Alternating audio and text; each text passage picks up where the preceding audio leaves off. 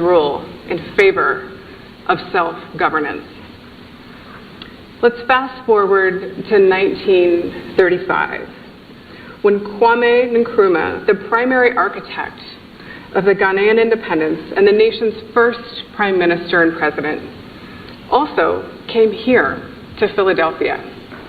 He came to study at Lincoln University, the first historically black college or university in the United States, where he earned a degree.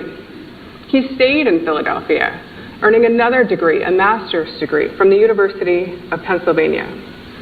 And to pay for his studies, he worked just a few miles away down at the shipyard. It was segregated then, so he was a laborer and also a student. But in his spare time, he spoke on street corners, in churches and community centers about anti-imperialist ideas that were in his heart. Let's fast forward a few years later, in 1949, here in Philadelphia again, the World Affairs Council of Philadelphia was born. This organization was born as part of our city's democratic infrastructure. After one world war, another world war, American communities, people were wondering, I think I'd like to know more about what's going on in the world around us. I don't want to go to war again. I don't want to send my husbands and sons and brothers off to fight. And so organizations like the World Affairs Council were born all over the country to create a platform for us to connect with each other and with world leaders to understand what's happening in the world around us and how it affects us in our everyday lives here and around the world. In 1957, under Nkrumah's leadership, Ghana found its own independence from British rule. It was the first sub-Saharan African nation to break free from European colonial rule.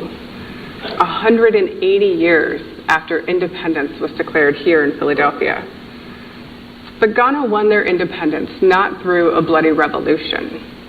Instead, they championed a strategy of nonviolent protests, political education, and negotiations which forced the British to relinquish their rule, and Ghana became independent. At times, we can easily mistake the word democracy as a finish line, or as a statue, or as a moment, or a thing that we did. But we know that it's not a fixed set of rules. It's not something that is static. It's an ongoing, iterative, sometimes tough process of trial and error and correction. This city's own history, this country's own history, is defined by struggle and debate and discourse, disagreement and dialogue. We know that progress is not linear, but if we work together, we'll go farther together.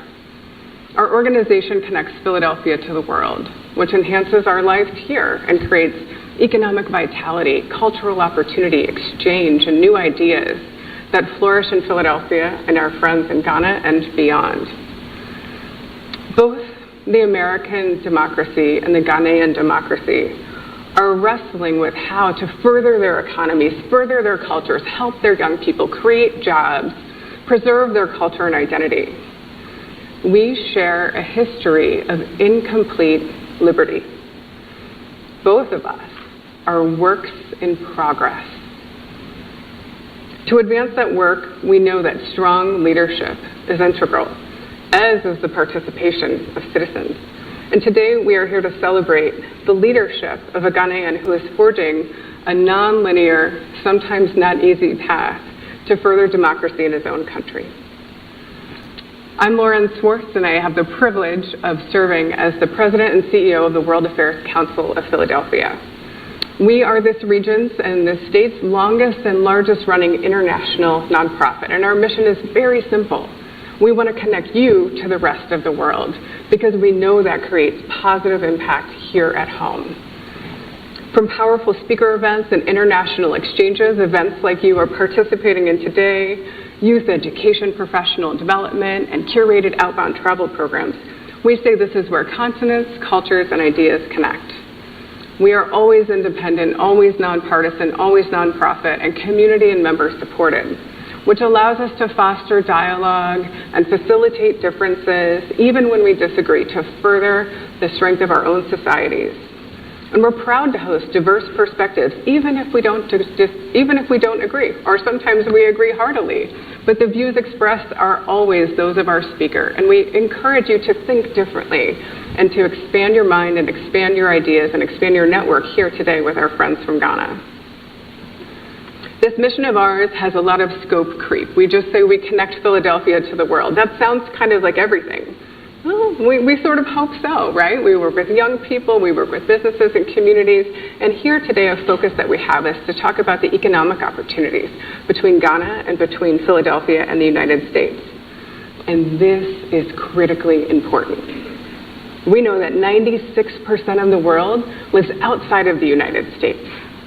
That's a huge number, right? We know that over 74% of global economic growth outside of the United States. So in such a big country with a robust economy, sometimes we can fall back on thinking that we'll just do things mostly here, and then international business might happen later, and it might not. But in fact, for us to go farther, we should go together and do business with the rest of the world.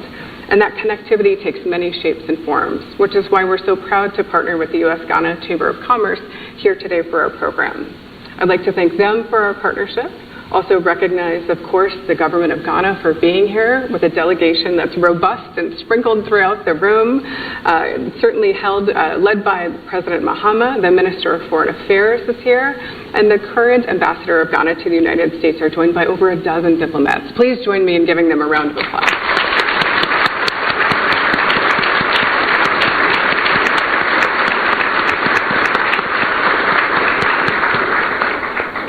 And I can tell that the diaspora of Ghana is very alive and well in this room. Thank you all for joining us and for sharing your beautiful culture with us in Philadelphia. It makes us a better city that you're all here. We have additional partners in the room today. The Commonwealth of Pennsylvania, the Department of Community and Economic Development is present. The Philadelphia Boys Choir and Chorale is here. That's a hint of things to come later in the program. We're also proud to partner with ACANA, the African American Chamber of Commerce in Philadelphia, Africatown Philadelphia, the African and Caribbean Business Council, Jigwe Corporation, and of course the World Trade Center of Greater Philadelphia. We welcome our public officials and elected officials, board members of the World Affairs Council, and the staff who make our work possible. You'll also see, and we're greeted today by a group of young people, 2026 youth diplomats. We have a variety of high school students that have volunteered to join us today to help facilitate our program. And they're part of a cohort of volunteers that have signed up to be trained and help welcome the world throughout all of the incredible activities of the semi-quincentennial here in Philadelphia. Many of them are of Ghanaian descent, and they're very honored to be here with you today. It's now my pleasure to introduce our friends at the U.S.-Ghana Chamber of Commerce. We focus on making relationships abroad, and that's made so much better by making strong relationships here at home. Florence, would you please welcome me on stage? Florence Torsen Hart, serves as the president of the U.S.-Ghana Chamber of Commerce. Thank you very much. Good morning. Good morning. Good morning, Your Excellency President John Dramani Mahama, distinguished guests, esteemed partners, members of the diplomatic corps, and business leaders and friends. When we found out the President had accepted the Chamber's invitation to visit Pennsylvania, there was no other partner we could think of but World Affairs Council. Because, well, first, if you want things done right, give it to women, right? We believe so. But anyway, we have been working together on a number of initiatives.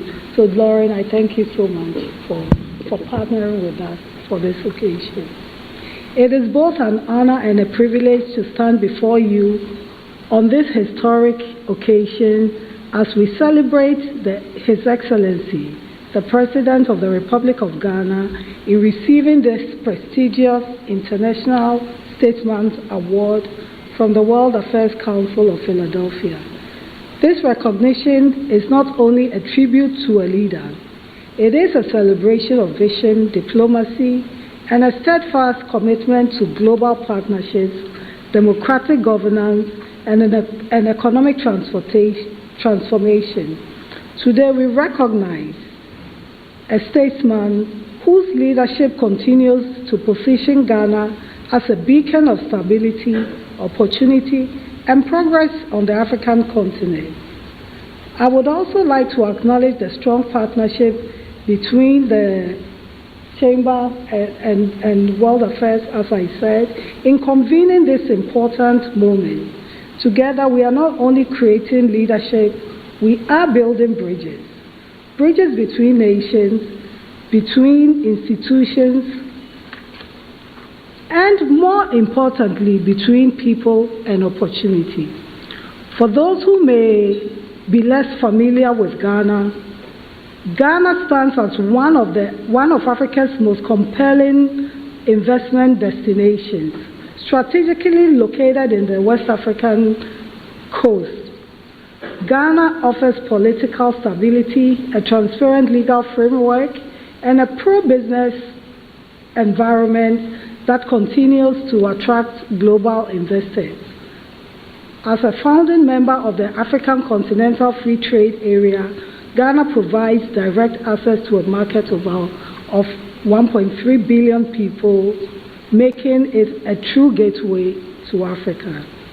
Beyond its strong democratic institutions, Ghana's economy is rich with opportunity across key sectors: agriculture and agro-processing, energy, technology, infrastructure, tourism, and manufacturing. With ongoing initiatives such as the 24-hour economy strategy, the country is actively expanding productivity, industrialization, and export capacity. At the U.S.-Ghana Chamber of Commerce, our mission is to translate this opportunity into action. We serve as a bridge, connecting U.S. and Pennsylvania businesses to vetted opportunities in Ghana, facilitating business-to-business and business-to-government engagements, and supporting companies every step of the way, from market entry to expansion. For me, it is also an opportunity to bring my two loves together: Ghana, the country of my birth, which I love, and Pennsylvania, the state that I have chosen to live in. Your Excellency, as the song goes, whatever you want, Pennsylvania got it, right? Be it agriculture and agro-business, manufacturing, renewable energy, technology, industrialization, PA got it all. So my ask of you is to consider PA businesses in your selection of vendors and partners as for the 24-hour economy initiative. We are proud to work alongside partners here in Philadelphia and across Pennsylvania to position this region not only as a participant, but as a leader in U.S.-Africa trade and investment. And this brings me to an important invitation. In the upcoming months, so in your flyer, you will see we have the Trade Mission flyer in there. Please take a moment to look at it, because we're going to go to Ghana to put these things into action. For businesses, institutions, and investors in this room, this is more than a trip. It is a strategic opportunity to establish presence in one of the world's fastest growing economies and to be part of shaping the future of U.S.-Africa economic relations. As we celebrate this well-deserved honor today, let us look forward with intention, with partnership, and with a shared commitment to progress. To His Excellency, we extend our greatest and deepest congratulations. Your leadership continues to inspire collaboration across borders and generations. And to all gathered here, let us take this moment to deepen engagement, expand opportunity, and build a future defined not by distance, but by partnership. Thank you.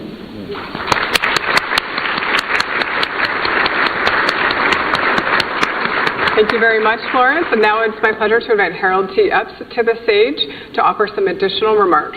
Harold serves as a senior advisor at the U.S. Ghana Chamber of Commerce, as well as a senior advisor to Bellevue Strategies. He is an accomplished businessman. He's also my former boss. So it is a pleasure, personally, Harold, to welcome you to the stage.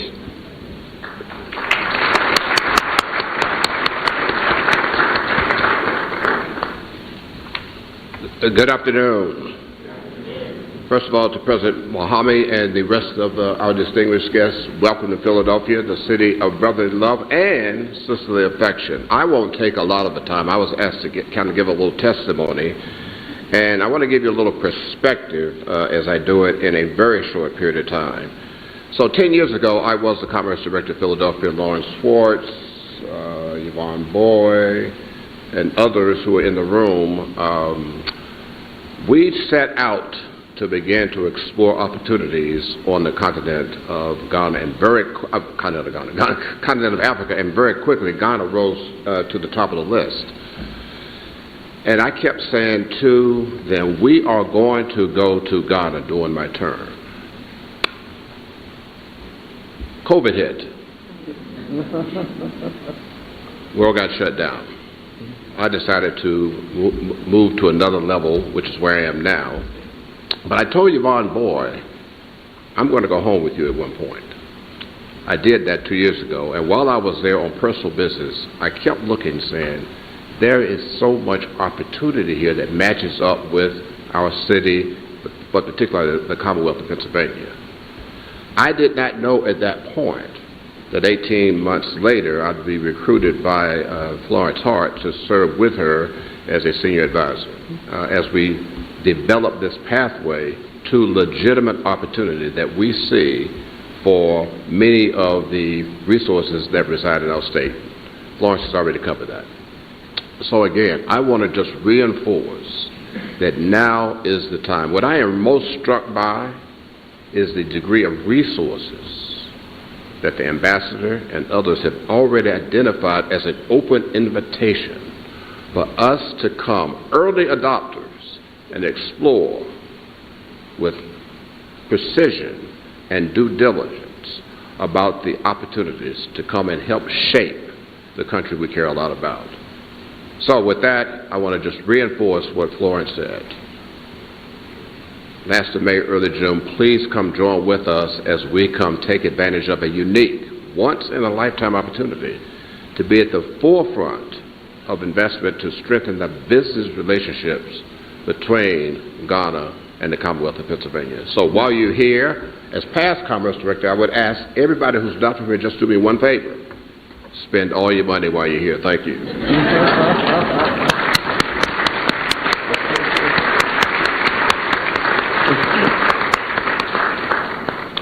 Thank you very much, Harold. And now we'll have a break in our program where lunch will be served. And as we begin to enjoy our lunch, we will share a video on the large screens featuring a little bit more information about Ghana. And I will be back with you shortly after we dine together. Thank you.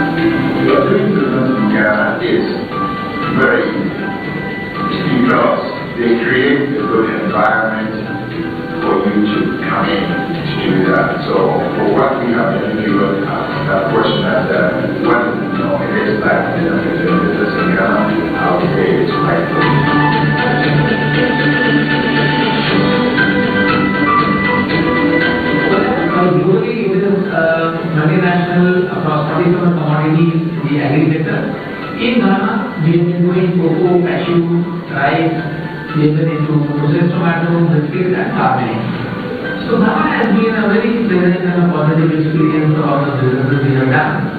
Over the years, we have made today we have invested over $150 million in the country.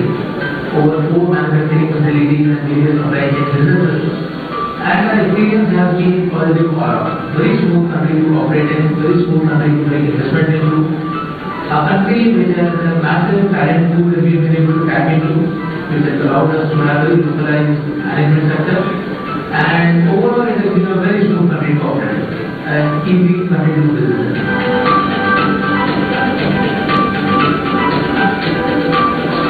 Goldie Projects and Goldie Organics Limited in Ghana are 100% owned subsidiaries of a company Fruitière, based in Marseille, France.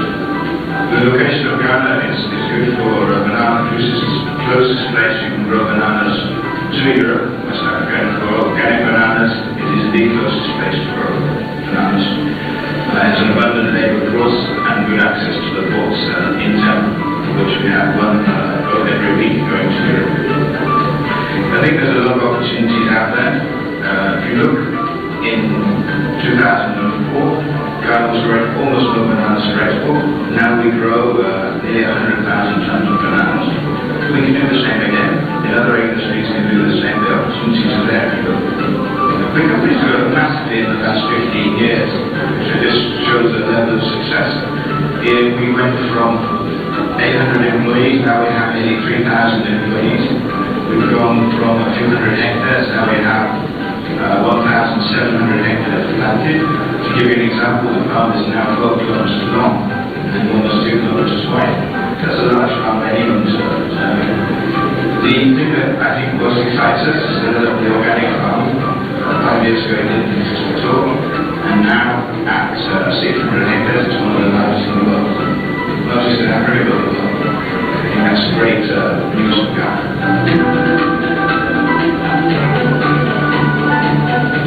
I would recommend Ghana as an investment destination for Africa because for us, having been here for 14 years and our own experience, we think Ghana as a people are very hospitable.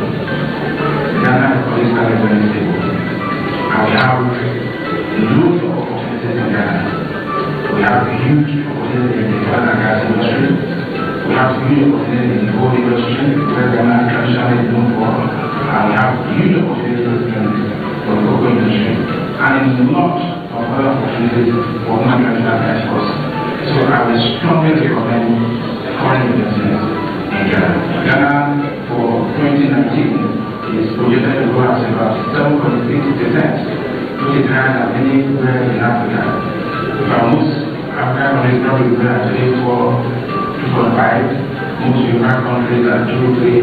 We are having a growth of 7.6%. That's growth is opportunities there for people who want to think about coming to Ghana. So now it is happening.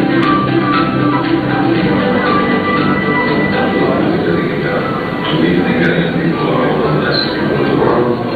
The safety of the country is really encouraging. His work is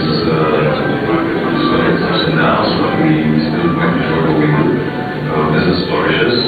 And we're very happy here, and we hope everybody can do that also. The technology or ICT industry as well as growing at 2% year-on-year in 2018. For capital also growing 20%. This is not growing at a big level. I think beyond that, I look at the social aspects around safety, security, and little business economic sector, which shows the confidence we have in the country because of the basic industry. But the next industry is one that shows a lot of promise. Looking last year, from a market penetration perspective, we were at about 50% of the entire market, which shows the level of appetite that exists within our consumer market. I think a lot of opportunities exist today. A lot of the use cases around financing the market are around sending and receiving money, cashing out of the facilities, but a whole lot of use cases that exist around merchant payments, bill payments, international business. So a lot of those industries that should be one of the telecommunications companies in Africa, most of them eyeing cash in the top 3, I think, making this market very attractive but also very competitive. And for us, I think our mission continues to be how to bring connectivity to the masses. And this not just be the one that we seek to enable.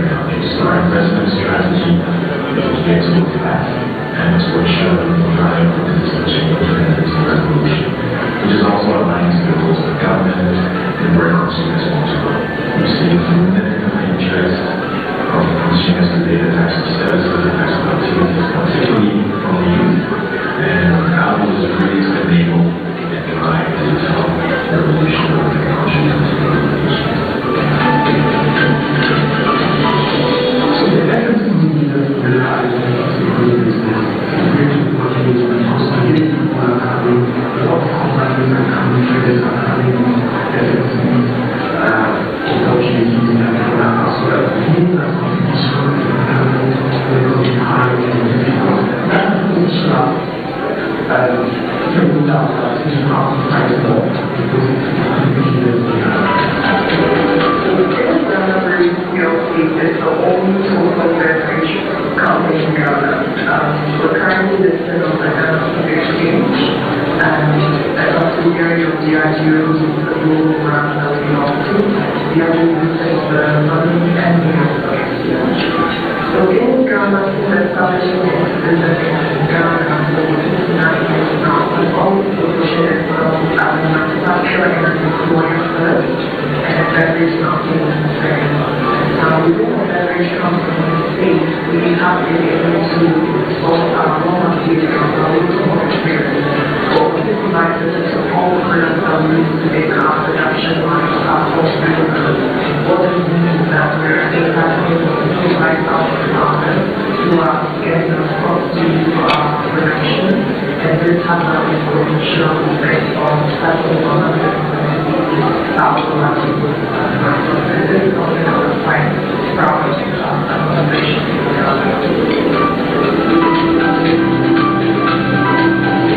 Very international shipping line. We've got 235 ships. We've got a floating capacity of 1.7 million TEU and over 2.5 million containers or TEUs. Okay, I think the main thing from our side is since we started, which was February last year, we managed to increase our imports by over 50%. This is very much related to safety and energy, so it's been a very positive experience. I think I would definitely recommend Ghana as a good investment opportunity for West Africa. The new terminal that we're here in Fireside is going to be a real game changer and just really important facilities. It has to be from Fireside who's going to be investing in Ghana. I think the first thing to do is get in touch with the GIBC. And then he picks up an experience where they're moving through the processes. It's going to be very straightforward.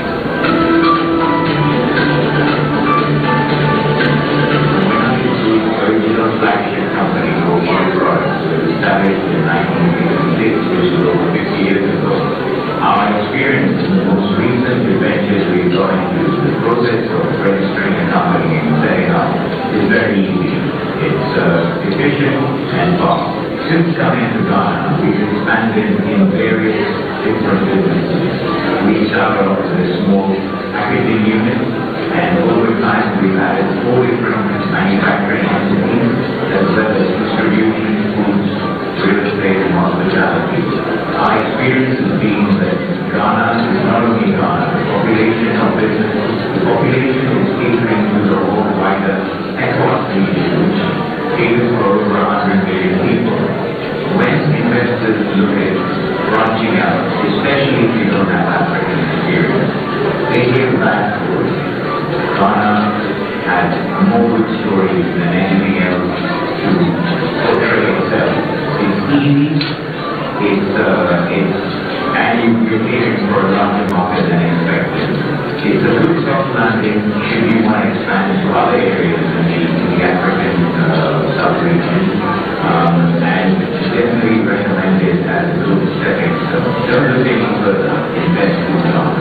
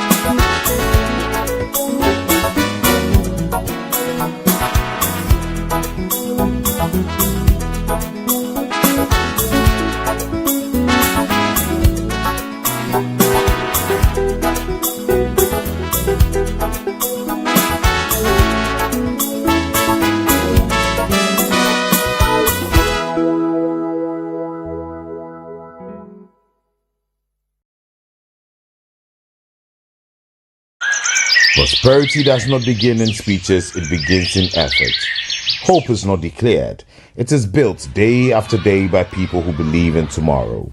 At 69, Ghana is not standing still. Ghana is working. This day will never be forgotten. The 6th of March 1957, when the Gold Coast successfully. Nation building is not confined to boardrooms or ceremonies. It lives in the daily work of teachers, traders, farmers, engineers, nurses, and entrepreneurs. The type of Ghana that we want should be culturally rich, so that students can know the roots where they belong to, and also they can make use of their God-given talents mounted with their education, and they can come out successfully in life. The type of Ghana I want my students to inherit is a Ghana that is full of discipline, where students can make use of their talents and then explore and make new things to solve problems in our society and also solve problems nationwide. This is the unseen force behind Ghana's progress. Millions of hands, one shared purpose. The doctor began as agitator, then he became popular. A nation prospers when productivity replaces dependency, when skills are valued, when innovation is encouraged. I'm actually really excited about the recent opportunities for entrepreneurs to receive training and funding from the government through the NEIP. And I feel like this is a stepping stone to most of us, because particularly for me, I had no support from the very beginning. I had to start with the little I have from friends and family, but with government support, our businesses could really scale up, and with training to equip us with the right entrepreneurial skills, we can be able to turn innovative solutions into real businesses. These are some of the opportunities I think that the youth have to take advantage on this opportunity, and then make sure that everybody take this opportunity in the Feed Ghana policy the government is trying to put in place.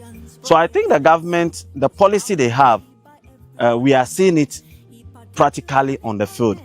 So you can see the difference between what happened in a previous policy like Planting for Food and Job, and this is another Feed Ghana, which we think that the youth are taking opportunity on it, because if you see this place, you can put your bed here and sleep and be even having interaction or pruning, doing your pruning for the tomatoes.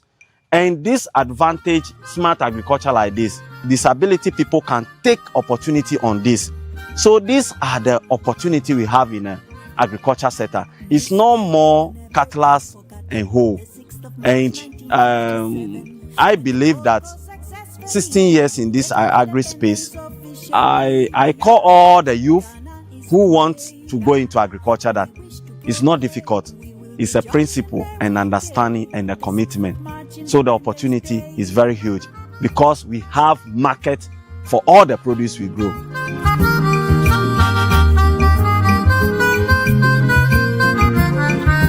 Dr. Nkrumah went out his way to make the Gold Coast what it is today. He endeavored continually to bring us freedom and liberty. Ghana's greatest resource is not what we extract, but what we build. Be jolly and merry and gay, the 6th of March, Independence Day.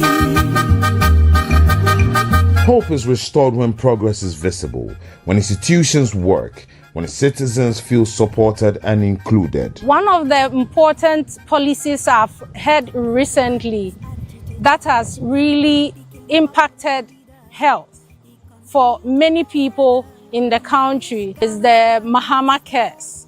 Because let's take a client who has come in who wants to have their dialysis done, or someone who has a chronic condition and they need support. Not all of them are able to support themselves. So if today we have Mahama case to ease their pressures and also take off the burdens from the patients and also their family members, I think it's a step in the right direction, right? And it makes me, the health personnel who also supports them and takes care of them, happy, because it gives me extra joy to see all my clients who come in live happily and well. To me, independence means free tertiary for persons with disability, which I think as an individual with a disability will go a long way to help. Having access to education will help me to also bring out my potentials. So this is a way of being independent by having access to higher education.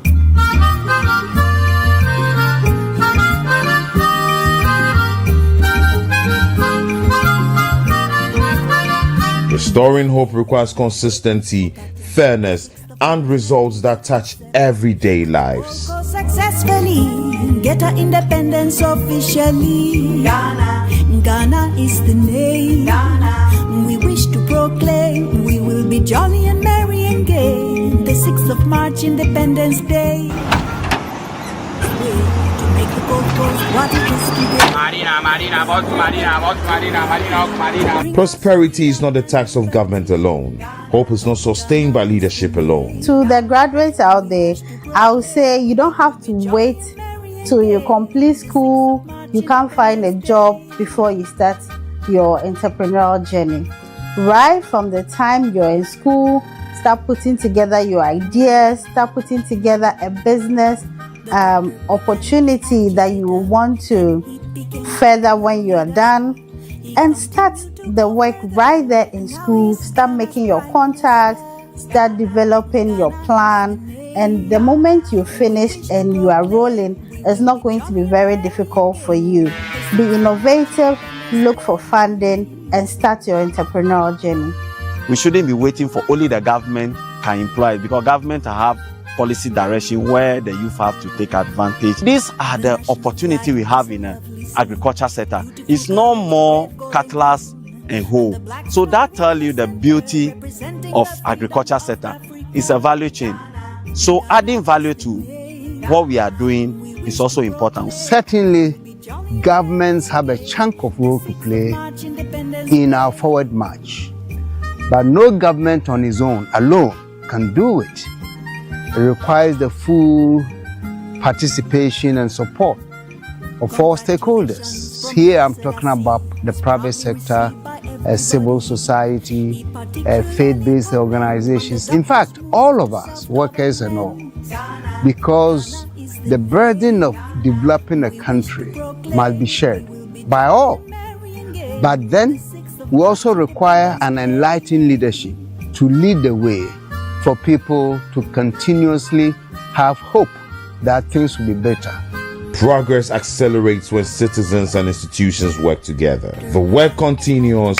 The future is being built today. Happy 69th Independence Anniversary, Ghana. Building prosperity, restoring hope. Ghana is the name. We wish to proclaim we will be jolly and merry and gay. The 6th of March, Independence Day.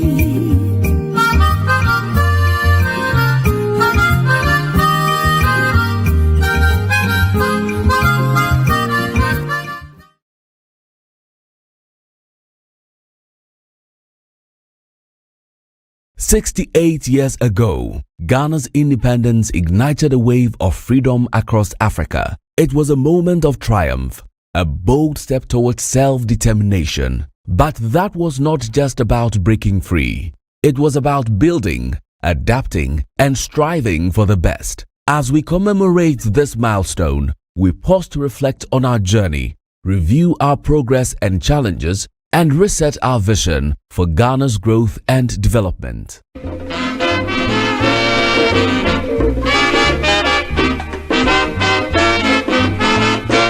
This day will never be forgotten. The 6th of March 1957, when the Gold Coast successfully get their independence official. Every great nation has a beginning. Ghana's fight was for dignity, unity, and self-rule. It was the first of its kind ever. We'd been a colony till 57, and we were under the total guidance of the British. We used to do Empire Days to celebrate the special days of the Crown of Britain. Till 57, when at independence, we started doing our own things. So you could imagine, if you could think back then, that it was such a new experience altogether. And as you would know, Ghana was the first in all of sub-Saharan Africa to have become independent. And so, in a way, we were the pioneering nation of much of Africa in terms of breaking out of colonialism into independent states. So it was very exciting, especially for students and young people. Ghana's independence, as we all know, was a great event. It inspired a lot of hope on the continent, in our immediate neighborhood. We were a relatively small country, but I think that in terms of our influence, it is completely out of proportion to our size. And independence actually was one of the reasons, being the forerunner on the continent, and there's that place. And we inspired a lot of hope. This became a pilgrimage for a lot of Africans in Africa and outside of the continent. So we got visitors from African American community, Malcolm X, Maya Angelou, W.E.B. Du Bois, they were all coming here for inspiration. So we did inspire a lot of hope for the liberation of the continent, but of black people everywhere. And the civil rights movement, it's important to state, happened just around the same time. So at the same time that we got our liberation from colonialism, that's when African Americans were also getting liberated and fighting for liberation in the US. So all of those things, I think, drew a lot of inspiration from Ghana. There's no doubt at all that Osagyefo Dr. Kwame Nkrumah, who led the struggle for national independence, became the inspirer of the national liberation movements throughout Africa and even the world.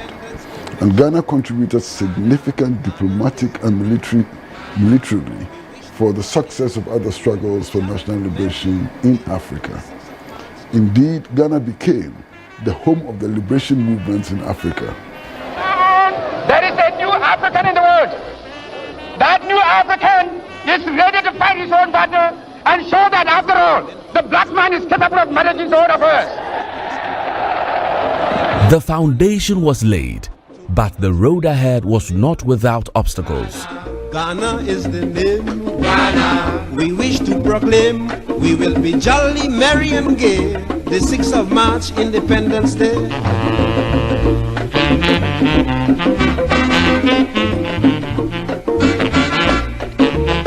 Our independence was just the beginning.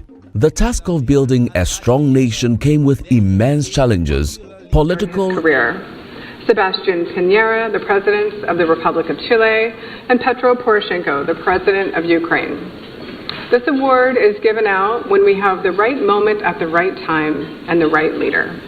And today, President Mahama, the leader of the Republic of Ghana, is being recognized for his commitment to democratic governance, his commitment to regional stability, and his commitment to global engagement.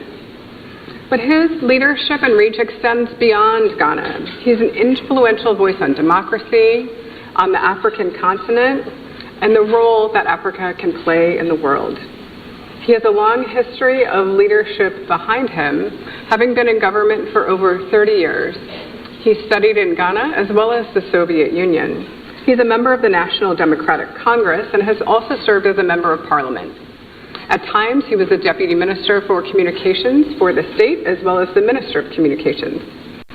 He first became Vice President under President John Atta Mills from 2009 to 2012, and assumed the presidency himself after his president passed away in office. He was elected to his first full term as president in 2012, and he's competed and won the election to become president once again in Ghana, and the election in 2024. He's only been in office for one more year, but his accomplishments have been many. He's appointed the first female vice president of the country. And during his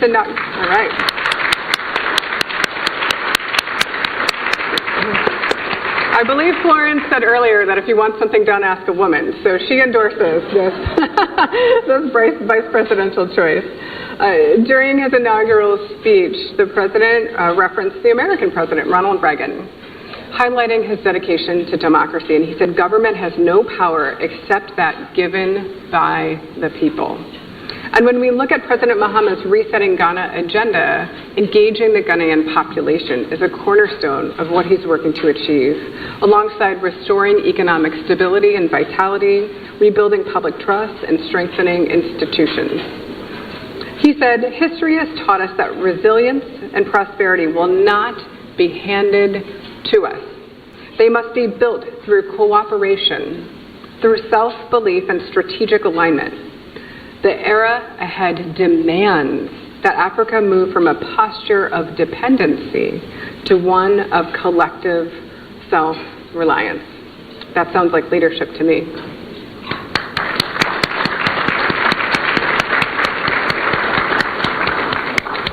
On the African continent, he's greatly involved within the African Union. First in 2025, he served as the chairperson for reparations. Currently, he serves as the vice chair of the African Union and will ascend to the chair role in 2027, being only the second Ghanaian to hold that role.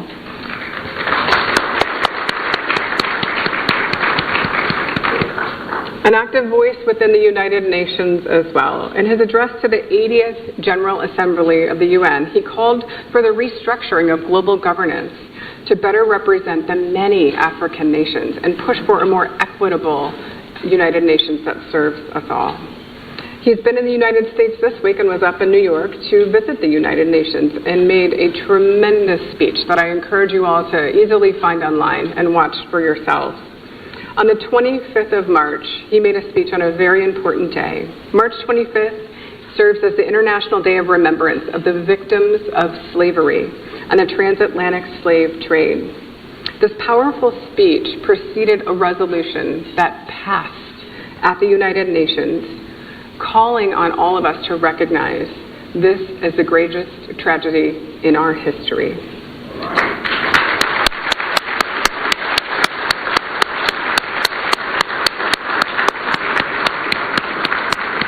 And we'll talk a bit more about that in our fireside chat shortly. I could go on and on. You can imagine this man has an incredible legacy behind him and future before him. But I will not spend too much time up here before we bring the president up. At this time, it is my honor and privilege, President Mahama, to bestow upon you the International Statesperson Award. Please join me on stage.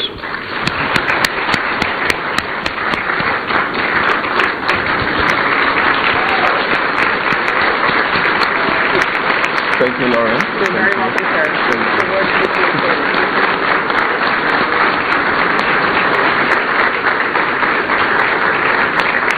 Lauren, thank you.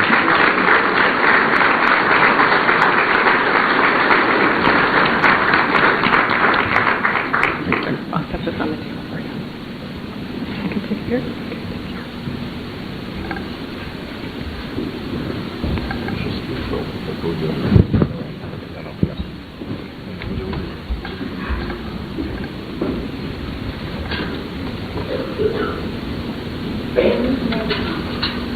Thank you. Kindly be seated.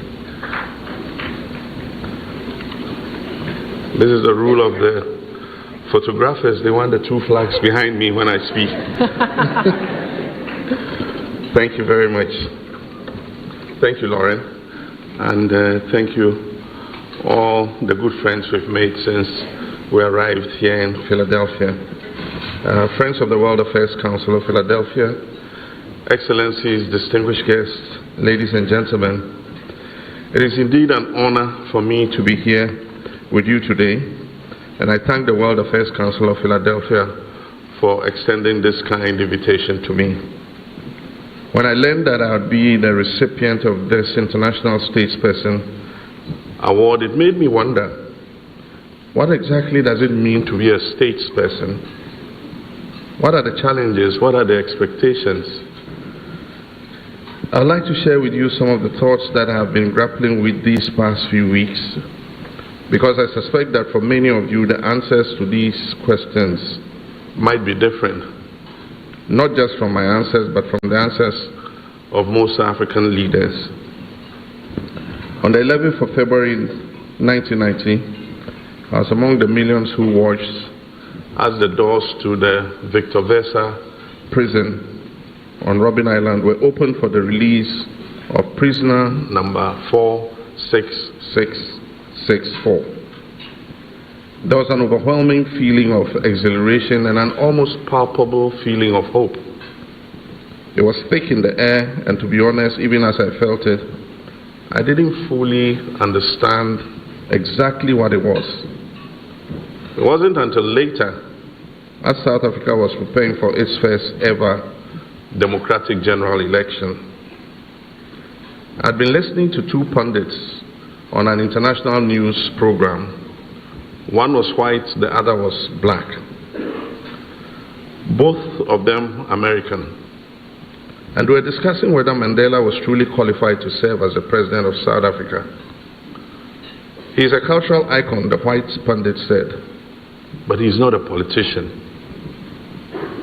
You're right, the other pundit agreed, adding, he's much more than a politician. He's a statesman. And the utterance of that word, statesman, brought into sharp focus the complexity of what I had been feeling, That sense of hope sprang from the simple fact that Nelson Mandela was alive. Here was a man who had taken on the colonial powers in his homeland, a man who had been labeled a radical and a terrorist because he believed that his people should be free. And he lived to tell the tale. That was actually an aberration. Being an African statesperson has meant, and still continues to mean, fighting for and protecting the sovereignty of the land and the freedom of your people, ensuring that the peoples of that land are the primary beneficiaries of its resources, and seeing beyond the artificial borders created by colonialism to enter into alliances and coalitions with other African nations that outline service and protection of our common interests. Being an African statesperson has meant, and still continues to mean, being a steadfast champion of African progress. And history has shown that the majority of African statesmen or statespersons, those who have fought for our progress, have not survived to tell the tale. Either they've been assassinated, they died under questionable circumstances, or were forcibly removed from power. Patrice Lumumba, Sylvanus Olympio, Thomas Sankara, Haile Selassie, Samora Machel, Amilcar Cabral, Muammar Gaddafi, Anwar Sadat, Abubakar Tafawa Balewa, and also Ghana's founding father, Kwame Nkrumah, who died in exile.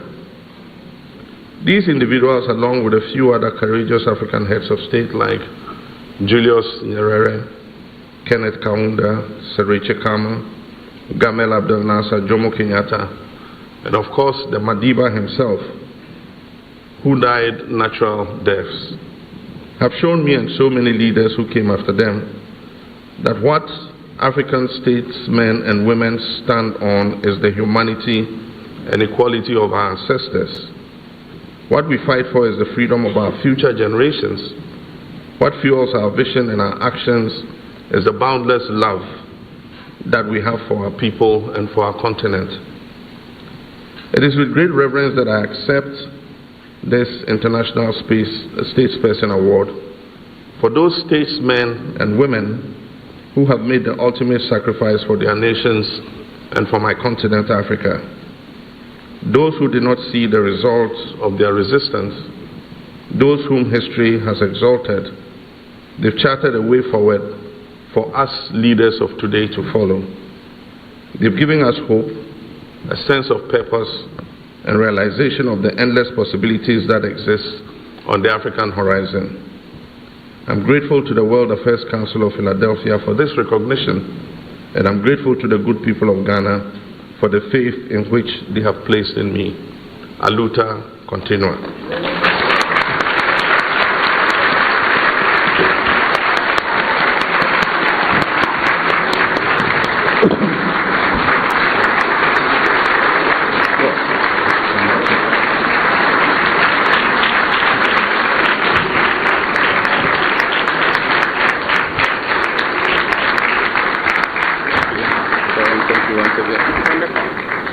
Please be seated.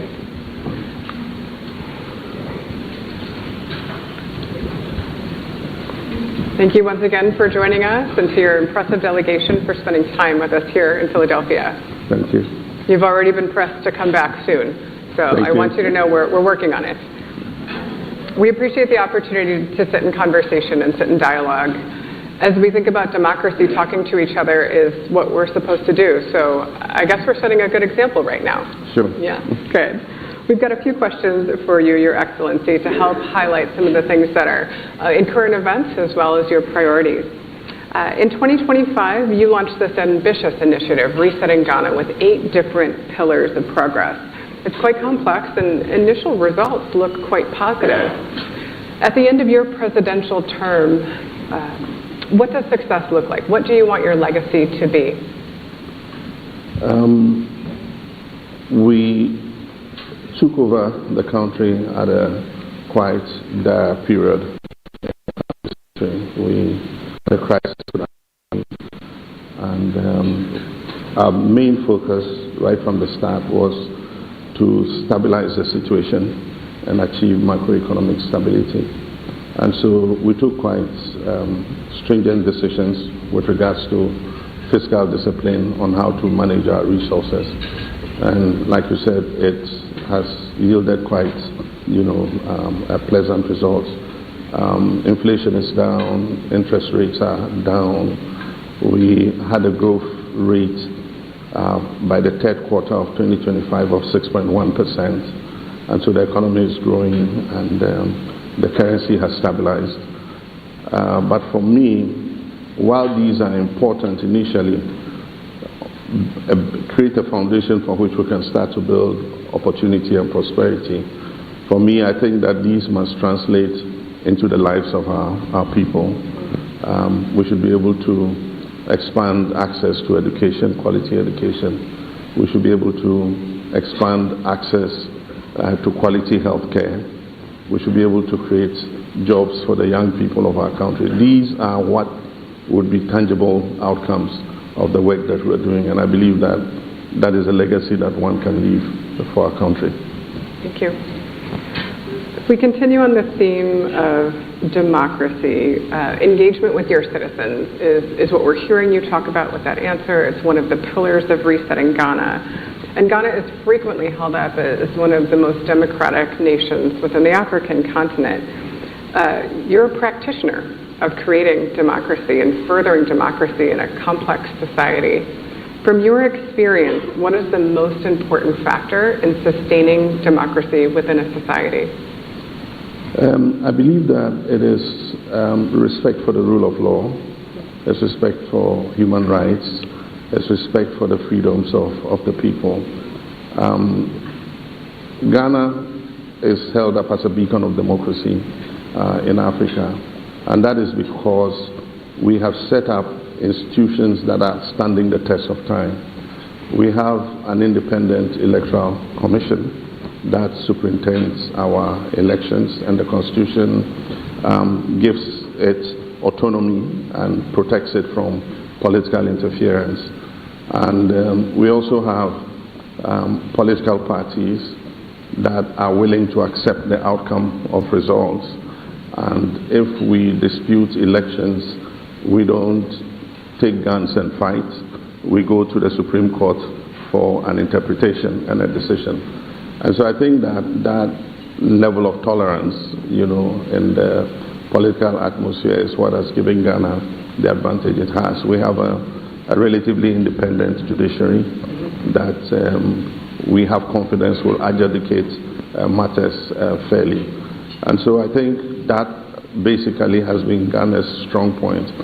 And what our mission is, especially for me, I'm a Democrat, is to convince the world that democracy is a good system of government and that it can lead to prosperity for people. In the sub-region in which we are, there's been some backsliding with regards to democracy.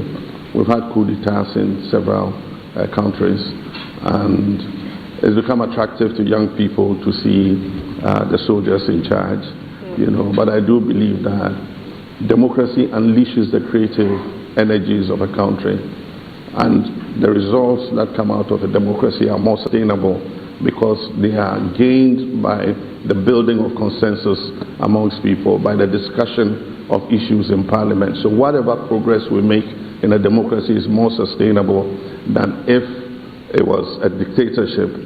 Once you take away that strong arm and you take away that dictatorship, most likely a lot of things begin to fall like a pack of cards. It reminds me of the quote from Winston Churchill, who famously said, "Democracy is the worst form of government, except for all of those other forms that have been tried from time to time." It's not easy, right? It's slower. You have to bring all these people with you, right? That's true. Right. And so in your leadership with democratic governance and improving life in Ghana, there are some issues that are particularly complicated, some of which have actually been in the news here, and I'd like to offer an opportunity to discuss these. The issue of LGBTQ rights and freedoms is sparking significant debate in Ghana and here as well. There is legislation coming before the parliament in Ghana that would further restrict the rights of LGBT community members and advocates and allies, including prison time. You're on the record having said if this bill passes, you would sign it. At the same time, you're building democracy and trying to create pathways for the future of Ghana. Can you talk to us about your thoughts on this bill and how that balances against your dedication to democracy and opportunity? And actually, those democratic processes are working.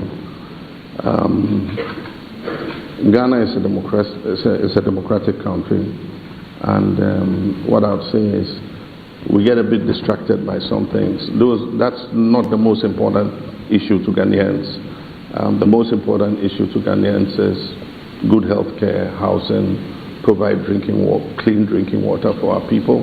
Still more than 35% of our people don't have access just to even clean drinking water. So those actually are the priorities. But sometimes these things bubble up and we need to deal with them. Let me point out that the issue of LGBTQ rights are emotive and they are not completely settled in terms of there are nuances and arguments, not only in Ghana but all over the world. Even here in the United States, you still have discourse on LGBTQ rights. There are still 26 states in America that have legislation that restricts LGBTQ rights. And so for a country like Ghana, our democracy is playing out in respect to what those rights are. And let me point out that the bill in Parliament is not a government bill. It's not a government-sponsored bill. It's a private member's bill. And so Parliament owns that bill for now. And what the eventual nature of the bill would be, nobody can second-guess Parliament. And I, as President, cannot anticipate Parliament in respect of that bill. But I believe that our democracy will work out. Memoranda are being accepted from all people of all walks of life. Civil society organizations are all presenting papers to Parliament. And I believe that our representatives, the representatives of the people, will make the will of Ghanaians reflect in whatever bill eventually comes out. And so I swore an oath to uphold the Constitution. And so the representatives of the people will discuss the bill, and once they pass it, then it comes up to the presidency. And the Constitution gives various pathways for dealing with it. If I object to the bill, I can send it back to the Parliament.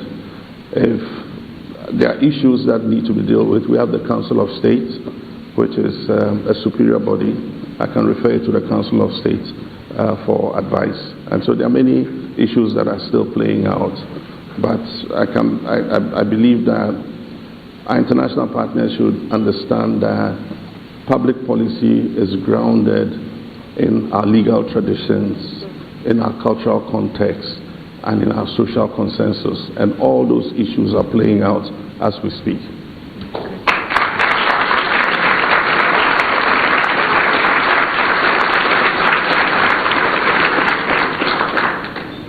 We've referenced the tremendous speech that you gave at the United Nations earlier this week on recognizing the transatlantic slave trade and the practice of slavery as the greatest crime against humanity. We mentioned that this bill passed with a majority of votes, although there were 52 abstentions and 3 votes against it, including one from the United States. Yep. Talking about governance is complicated, right? You've noted that this effort is beyond symbolism and is intended to make tangible progress towards accountability and reparations. The topic of slavery and reparations has been around for as long as slavery has been around.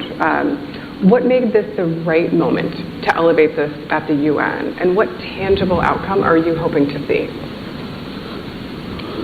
The transatlantic slave trade was an organized system of enslavement and exacting forced labor from people without remuneration. There was structure to it, there was a system behind it, laws were passed to make it legitimate, nations and businesses financed that slave trade. That's the first statement I'll make. Now, it took 400 years of capturing people, enslaving them, and bringing them to the so-called New World to work on the sugar plantations and all the other, railways and other things that they were involved in. Throughout the past, there's not been any structured acknowledgement and discussion of the slave trade. Discussions on the slave trade have been fragmented, acknowledgements have been fragmented, and so increasingly there was a convergence of thought that we should elevate the issue of discussion so that we can place on record the historical truth of what actually happened.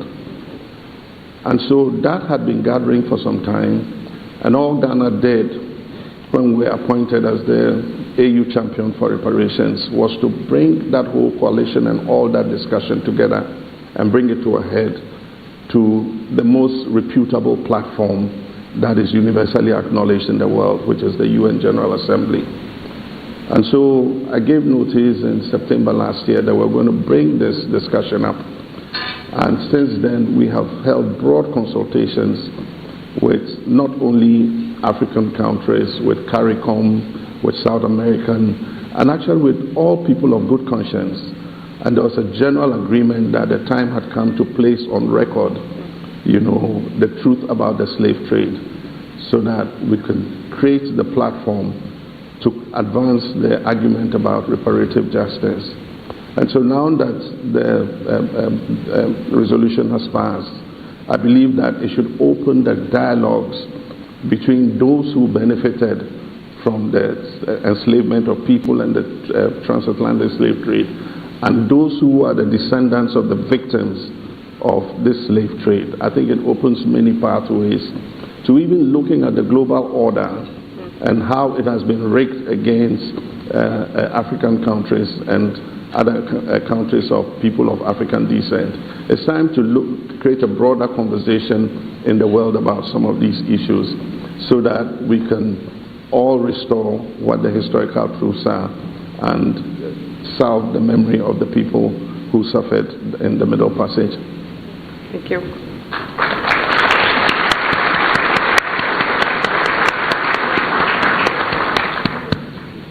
It sounds like you're truly shaping your leadership for the long run. You have a long vision behind you and in front of you. So let's take that lens and look towards the economy. You mentioned earlier the success in the past year with Ghana's economy growing just over 6%, inflation down 15%. The 3 credit rating agencies all improved Ghana's credit rating last year. That's in your first year in office. Not bad. Yep. So this economy is good and strong and healthy. My question to you is, how sustainable is that? What risks are out there facing Ghana's economy? One of the ambitions we have is not only to improve the macroeconomy and have better figures, like I said, we want that to translate into the lives of our people, but above all, to create an economy that is resilient. There are many times when we have stabilized the macroeconomy and things seem to be going quite well.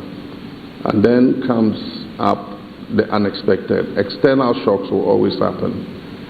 And so what we need to do is to build our economies to develop the kind of resilience that can stand economic shocks. Currently, as I speak, we know what is going on in the war with Iran, between the US and Israel and Iran, and the effect it's having on global oil prices and all that. I believe that Ghana has approached this external shock with a bit more resilience than we did to shocks in the past. And so far, our economy is not very much affected. We have enough petroleum stocks to tide us over for the next 6.5 weeks, and we're making arrangements to get additional stocks so that we're able to temper and ameliorate the prices of fuel products, because we know that that affects every facet of the economy. The transport sector, transporting goods, use fuel, and all that. And so when fuel prices go up, it affects electricity generation and all that. And so we're taking steps to ensure that the economy is cushioned. And so far, so good. Fingers crossed. We hope that God will touch the hearts of President Trump and Iran and Netanyahu to bring this conflict to an end as quickly as possible.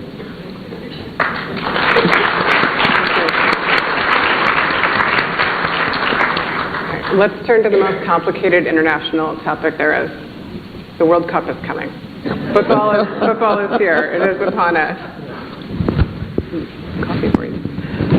We are super excited to have the privilege of hosting the Ghana Black Stars here in Philadelphia.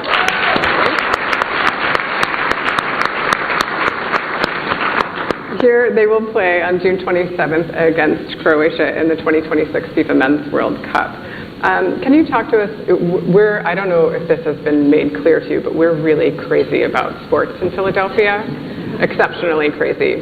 But the excitement around soccer or football is less well developed here. So what can you share with us about the Ghanaian impact of sports diplomacy? When the Black Stars play, what does that do for your country? And maybe what should we expect here in Philadelphia when we host you?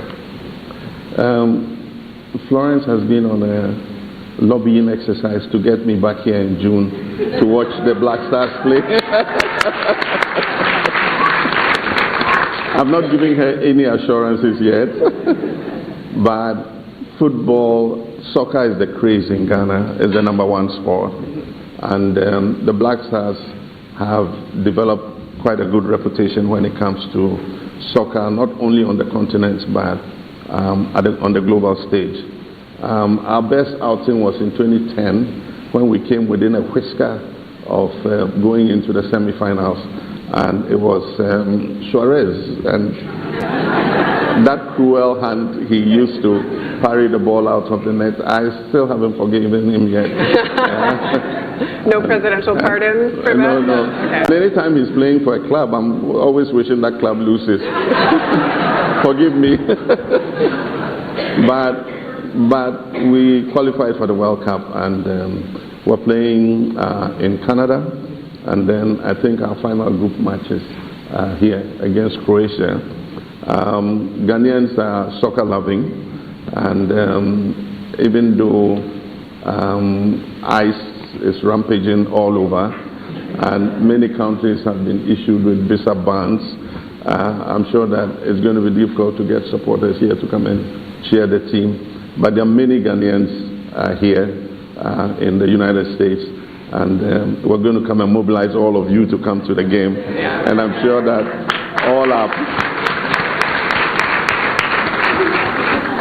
that because of the historical link between Pennsylvania and Ghana, and Lincoln University, and our first president working here, we're going to have all Philadelphians cheering the Black Stars to victory. But soccer is a powerful sport, and it is a good brand ambassador for selling our country.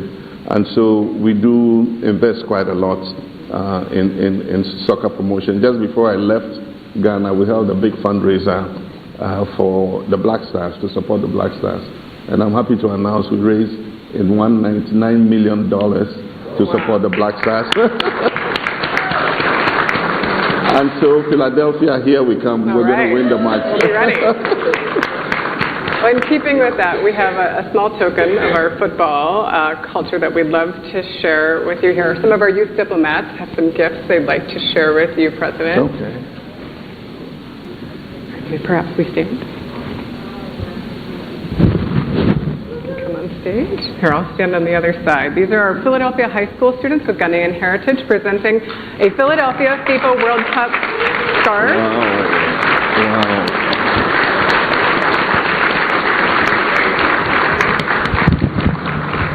It doesn't say England on it, so you can wear it. And we have a Philadelphia World Cup signature football that we'd love to present to you as well, Your Excellency. Thank you so much.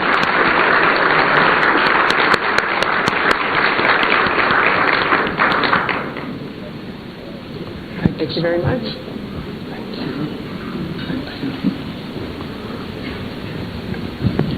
Heard me? All right. And we are about to wrap up our program, but we have two small treats and surprises for our community. I'll say the second thing first. When you walk out, we will trade you for your name badge a custom-made Ghanaian chocolate bar that was manufactured by a Ghanaian immigrant here in Philadelphia. The company is XOXOA Chocolate, and it has single-origin cocoa from Ghana sourced from the Asante Akim region. So those will all be given to you on your way out, but only if you give us those name badges. And before that, we are so pleased to have the Philadelphia Boys Choir and Chorale sing for us today. They traveled to Ghana and performed in Ghana last year. These are some of Philadelphia's brightest young voices, and they are here to sing the unofficial anthem of Ghana, Oye, and they will be performing in the Twi language. Please join me in welcoming them.